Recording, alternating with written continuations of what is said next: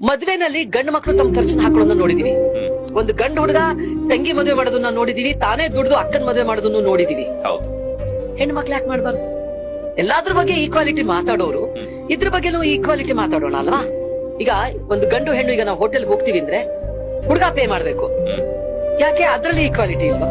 ಹುಡುಗಿ ಪೇ ಮಾಡ್ಬಾರ್ದಾ? ಹೆಣ್ಮಕ್ಳು ಬಸ್ ಒಳಗ್ ಕೈ ಹೋಗೋದೇ ಇಲ್ಲ. ಹುಡುಗನ್ ಜೊತೆ ಹೋಟೆಲ್ಗೆ ಹೋದ್ರೆ ತುಂಬಾ ಇದೆ ಅದು ಅಭ್ಯಾಸ. ಈಗ ನನ್ ಯಾವ್ದೇ ಜೊತೆ, ಈಗ ಫ್ರೆಂಡ್ಸ್ ಜೊತೆಗೆ ಹೋದ್ರು ಎಲ್ಲೇ ಹೋದ್ರು ಶೇರ್ ಮಾಡೋಣ. ಇಲ್ಲ ನಾನ್ ಪೇ ಮಾಡ್ತೀನಿ, ನೆಕ್ಸ್ಟ್ ಟೈಮ್ ನೀ ಮಾಡಪ್ಪ. ಇಲ್ಲ ಇಬ್ರು ಶೇರ್ ಮಾಡೋಣ. ಇಲ್ಲ ಇವತ್ ನನ್ ಟ್ರೀಟು. ಹುಡುಗಿರ್ ಬಾಯಿಂದ ಅದು ಬರಲ್ಲ, ಬಹಳ ಕಡಿಮೆ. ಎಲ್ಲಾದ್ರೂ ಈಕ್ವಾಲಿಟಿ ಇದೆ. ನಾನು ಹುಡುಗ ಮಾಡಿದಷ್ಟೇ ಕೆಲಸ ಮಾಡ್ಬೇಕು. ಹುಡುಗ ಬೈಕ್ ಓಡಿಸ್ತಾನೆ, ನಾನು ಬೈಕ್ ಓಡಿಸ್ತೀನಿ, ಸರಿ, ಎಲ್ಲಾವುದು ಸರಿ. ಅವನಿಗೆ ಕೆಲಸ ಕೊಡೋದು ನನ್ಗೂ ಕೊಡಿ. ಅವನು ರ್ಯಾಂಕ್ ಬಂದಿದ್ದಾನೆ, ನಾನು ರ್ಯಾಂಕ್ ಬಂದಿದ್ದೀನಿ, ಸೊ ಇಬ್ರಿಗೂ ಸಮಾನವಾಗಿ ಟ್ರೀಟ್ ಮಾಡಿ. ಆಯ್ತಪ್ಪ, ಎಲ್ಲದನ್ನು ಒಪ್ಕೊಳ್ಳೋಣ.